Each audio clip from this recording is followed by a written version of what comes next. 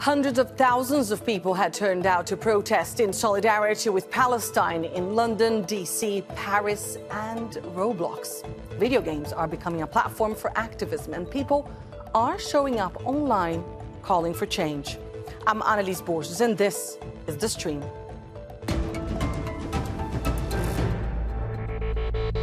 There's a Palestine protest on Roblox, look! No way, this is insane! Some kids wanted to help Palestine, so they opened a server to protest for Palestine. Subhanallah.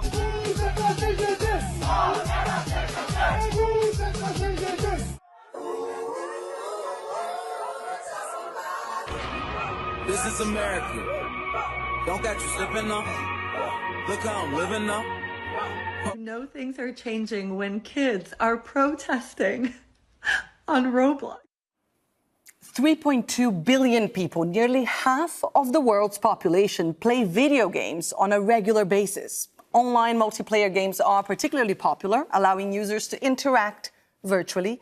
And one of the ways they've been interacting is through protests, from Black Lives Matter to Hong Kong's pro-democracy movement and now Palestine. Online protests are an important outlet for those who are unable to join them in the real world. Chiu Zade helped organize the protest in solidarity with Palestine online, and our producer, Jassim Matter, joined him in Roblox to understand how it all played out. I'm here in the world of Roblox in the Malaysia-Palestine Square to meet Chiu Zade, the man responsible for organizing the march in support of Palestine that went viral. Hello there, Zade. Could you tell me how this protest came to be? I already played Roblox since 2021. And then we are doing many events before, like Maulid Rasul, okay, like the Ramadan, Ramadan month. And then we try to do this event, the Palestine March or Rally event on the Roblox. We are actually more focusing on our country, our children in our country, but I don't know. It went very viral across all over the world, and then it happened. That's. So Malaysia bans children under the age of 15 from protesting. Is this part of the reason that you decided to go online to organize your protest? So I chose the Roblox actually because I am the gaming streamer, TikTok gaming streamer, and then I use the Roblox platform to spread the awareness about the Palestine, what happened in Palestine actually. And then most of my viewers are children, but also they are adults actually. Also, they also can join it. All the games, they have their own community. So we also need to tell them about the solidarity with our Palestinian brothers. Thank you very much, Zade. All right. And to help us understand the potential impact of video game activism, I'm joined today by Adelle Lin, a designer and engineer who organized a Black Lives Matter protest on Animal Crossing.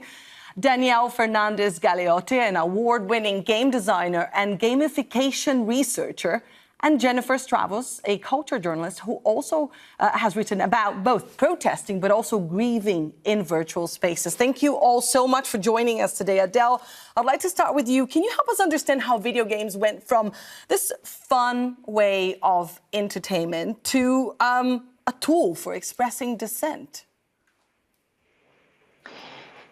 Yeah, it was 2020, and it was a very interesting circumstance. The game Animal Crossing came out, and we were all, at home playing a lot of Animal Crossing, and then the pandemic hit, and then also, the death of George Floyd really created this outrage across the country.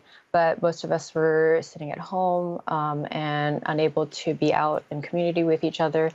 And so a lot of us turned to, social media. And for me, I was on Animal Crossing a lot. And so, I wanted to figure out a way for people to visit my island, but then also understand what was going on in the world, or at least, in America at the time.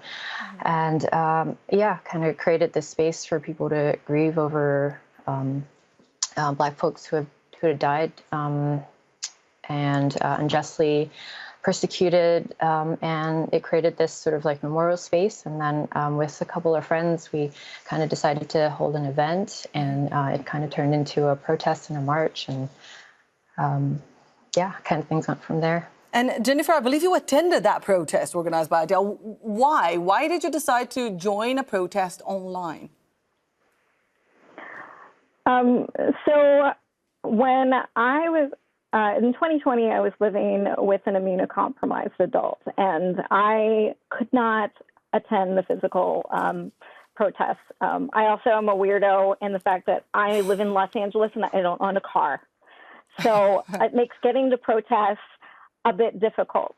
In a very interesting twist, I was actually pitching to write about my own protest, and then Adele and I have a mutual friend who attended my protest that ended up being the reason why I ended up attending Adele's. So I actually wrote a reported piece about Adele's protest, and then had originally had an essay that was supposed to go live about my own, which ended up not going live, and then Nat Geo ended up writing about it. So it was a really kind of a weird, wonderful kind of community experience that was being brought forth from people around the world that were trying to figure out like how we could participate. Daniel, do you believe that video games can offer this new space for people to express themselves, especially young people? I think it is something that, as we are hearing, is already happening. And I think the most relevant part of it is that it's just a tool that is joining a toolbox that already exists. People make political spaces everywhere. You make political spaces at the workplace. You make them on the street. You make them at home. You make them in social media, for example. So if we are not surprised that people share causes that they care about on social media, then it makes a lot of sense that then in video games too, in virtual spaces where people spend many hours for years on end, they make new connections, they maintain connections that they already had, and they become visible in this way. It does make a lot of sense that this would become a new space for political expression. If they are already doing everything online, why not protesting as well? I want to share a message that we found on X from Marwa Osman, who was talking about her 8-year-old who had joined a Roblox protest. She says she had never been to any protest with me, unlike her older sister, but she knew all the chants and told me she wishes she can help people in Gaza. Adele, what was interesting is that many of these server rooms in Roblox were shut. We have read reports of accounts as well being suspended. What is the scale of this? I mean, how many people are involved in these demonstrations? How many people are viewing them? Yeah, I mean, I think for the Roblox one, it was, actually, I don't really know the exact number, but it definitely seemed like it was in the hundreds of thousands. For the ones in Animal Crossing, there's a limit to the number of people that can visit a server, and also they're not as open and easy to find. So concurrently, there's a limit to the number of people that can attend a space, but then afterwards, people can, you know, once people hear about it, they can start attending. For the one that I organized, it was 8 people at a time. That's the limit of the island. But people were coming continuously for, you know, the few hours that we were hosting, and we're kind of like there. Yeah, and I held it over 2 weekends, Saturdays and Sundays. And yeah, we had a whole bunch of different people coming from America, but then also all over the world, even as far as Australia. And there were definitely a wide range group of ages. Jennifer, video games have been increasingly becoming the stage of political debate, not only for protests. We've seen also political campaigns online in these spaces. The Biden-Harris campaign published in Animal Crossing at a time where some 11 million, people were playing during the pandemic.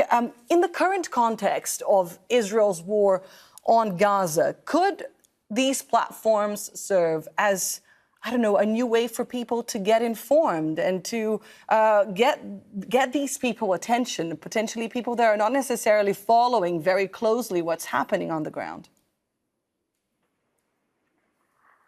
Yes, I absolutely believe that these are great ways for public awareness in a different space, especially the youth of this generation.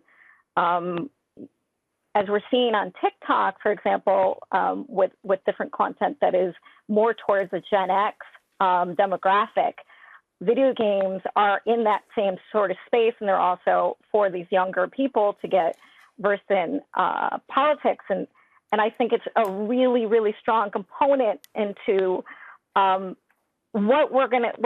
folks should really be thinking about, because I don't feel like these protests and these demonstrations are going to stop. I think that they're just going to continue, and they're going to be amplified and include people that might not have been able to, for whatever reason, participate in these demonstrations in a safe way or otherwise.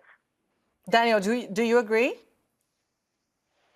I think that one thing that is also important in terms of information is that it's not that people will only inform themselves through platforms, whether it's video games or social media or anything else. I think the ideal situation would be that people had a media diet, so to speak, that was varied in a way that you receive all of these inputs and you make sense of them in this way. But I think in many contexts, it might be a very good thing that people get together, they share whatever information they have, they share whatever points of view. And I think that, for example, video games, such as many other forums where people get together and talk, good things can come out of it. I think all sorts of things can come out of it, but definitely some of those can be positive. It's interesting that you said that. Obviously, people are not going to find all the information they need there, but at least it could entice their attention to something else that is happening in the world. And this is not necessarily new. I mean, video games have had an important role to play in the Hong Kong protest movement back in 2020. Eddie Lau, who runs the Facebook page Hong Kong in Video Games, didn't want to show his face, but sent us this message. Nowadays, video gaming is part of the life of quite a number of Hong Kong people, including adults, teenagers, and even small kids. They play video games, they discuss video games, they could buy games here easily, they could join game promotion events and even competitions inside the city. Since video gaming is part of their life, it is natural for them to use this media to express their view on a number of things like social issues or political issues. And that's why you see in 2020, some Hong Kong people use the in-game editing capability of a popular video game, Animal Crossing, to show their banners listing out their political wishes that they wanted to fight for in the 2019 massive protests. There are some action games in which players are put inside the protest scenes. Players to enjoy the sensational excitement, being surrounded by fire and tear gas, trying to escape from the attack of the other side, etc. But at the same time, they could see how dangerous it could be in the protest scenes. So a lot of it, Daniel had already mentioned about so many people are already online sharing so many of their experiences. Adele, how about translating this engagement, this growing engagement that we're seeing with video games? How about translating that into real world action? Yeah, I mean, I think it's such an important form of self-expression when you're, when you're a teenager, to be able to try on different styles and clothes and, have different forms of art. And I think that's where, video games have become such a fertile ground for that kind of like development of yourself. And so, when people were coming to my protest, they had their own Black Lives Matter shirts, banners, and that sort of thing. And, that kind of feeds in, that's a, the video game skins, they're totally a way for experimenting and, developing who you are. And these will then further go into your real life. You can try something out in the virtual world. And if it works for you, then that's something you would do in real life. And I think the lines are getting blurred between what is virtual and what is real. And it's very important for us to have a similar etiquette and ethos of how we are online with how we are in real life. And so if you have a political expression you want to make, you can be doing it in all these different spaces. Daniel, obviously politicians are also watching what's happening online. I mean, we just mentioned the fact that Biden and Harris campaigned in video games. How can this impact in a context such as Israel's war on Gaza? In my point of view, I think it depends. People are very sensitive towards things that look not genuine or not authentic. So I think that when things are organized from the bottom, it is perfectly normal that then hundreds of thousands of people would join a movement and they perceive that it's grassroots in that way. But I'm a bit more skeptical when organized political movements or political parties that are institutions that are established use the same channels for these things. I understand that for marketing purposes or from this idea of being everywhere and having a complete media strategy, it makes sense to them. But I am not quite sure how it works in these cases, for example, in political campaigning. No, I was just mentioning precisely the fact that these politicians might be watching what their voters want and what their voters are saying, not only on the streets, but also in video games. I mean, you research games in connection with climate change engagement. You created several games to educate people about climate change. How does gamifying these experiences help, capture new audiences? I think that there is generally a very positive response in this way. I think people are generally wary of ways of learning or ways of engaging with serious topics that are traditional, that they have already seen, that they have the perception that they already know very well, and they are even tired of or wary of because they remind them of experiences that they didn't enjoy particularly. So I think that there is quite a bit of potential, not only for learning, but also for developing or at least clarifying your own values when you're interacting with these systems, trying different practices maybe, or practicing them in these virtual worlds and then seeing how they feel, so that then you can translate them to your to other spheres of your life. So I think that there's quite a bit of potential, if nothing else, because games are quite engaging in this sense. Jennifer, do you agree? I absolutely agree. I think that games are a part of the cultural identity of this generation. They have been around for a while. They're not just for kids. There's adults that are playing these games. I know that this is a thing that conservatives like to think, that it's only just kids that are doing things. But this is a wonderful place where art and creativity and conversations, I believe, are going to continue happening. And I hope that our leaders of these countries and things actually listen to these things and start paying attention and making actionable change. People are saying things like, we want a ceasefire already. Like, when are these things going to happen? We want police accountability. Please, I dare them to listen, please. If not for any other reason, to actually gain some space in video games. Adele, what about you? I mean, we talked about how there's a lot of potential here, obviously. Games are such a huge part of young adults, but also adults in general. And people are spending so much time in video games. But there's also another way around to look at this. A game designer named Jane McGonigal, she talks a lot about how the qualities that people actually develop while playing games can actually help with real-world solutions. Do you agree that it helps, solve problems? Games can help us solve problems. It can help us strategize things and come up with real-world solutions.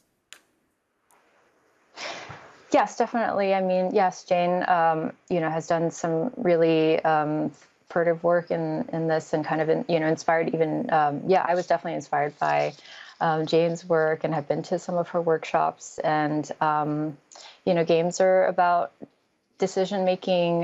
There's all kinds of different mechanics, and it really is up to game designers too, to build in these mechanics and building in these environments that people have choices to make that could lead to real world impact, and for them to think about the way that they carry themselves. Daniel made some really good points about trying out different ways of expressing dissent, and then that being shifted towards your own life. There's a whole festival, Games for Change, which incorporates media and games that are not just using existing platforms, but people creating their own games and mechanics. I think there are a lot of real-world in-person games that people are building too that have this kind of effect. There's an artist, Risa Puno from New York, who's built a game that has kind of talked about racism and used a lens of escape rooms to kind of look at those sorts of things. So yeah, I think there's all kinds of different mechanics and games that we can look to and work with to help people think about the way that they are impacting the world. Jennifer, another quote here by computer scientist Alan Kay, who says the best way to predict the future is actually to invent it. I mean, gamers, and you guys are part of that, are developing incredible scenarios online. We just talked about Jane. Jane actually predicted a whole pandemic before coronavirus actually happened. Can we envisage more ways to get gamers to actually participate and come up with solutions to real-world problems? I believe the conversations are really waiting for the avenues and the tools to help them facilitate that.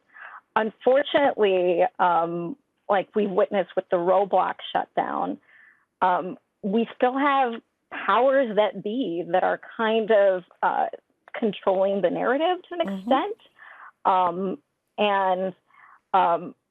It is something that is going to take a whole collective of folks to push back about, but I absolutely believe that there is capacities to do it. Art is there to help inspire and change the world to be a better place, in my opinion. And I think that video games are another outlet to affecting that change. So hopefully it comes. Daniel, final word here. Where do you see video game activism going forward? I think the one thing that I was thinking now is that, for example, many game developers are now getting quite serious about, for example, environmental topics, which is my main area right now. But there are the international game developers, climate special interest group. There is also Game Dev Rebellion, which is another group. And all of these, I think the confluence between developers getting more serious about activism in games from the designer point of view or from the developer point of view, with players that increasingly see video games as a legitimate arena to talk about these things, can create a combination that is quite interesting to at least see. So I would say that the interesting things that are happening right now is this confluence of different actors finding themselves in video games and seeing what can happen from here now on. Jennifer, very briefly, do you agree?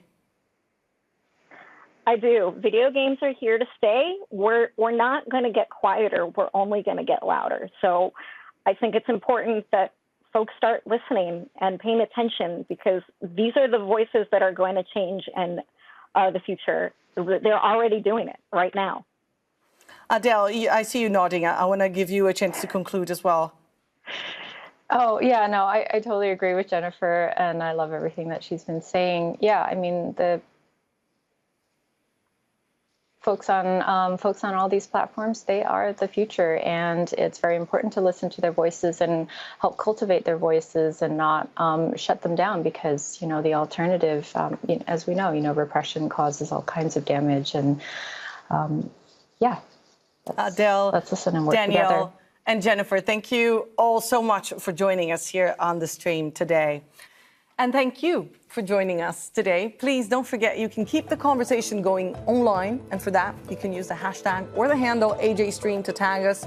And we'll look into your feedback and your suggestions. Take care, and I'll see you soon.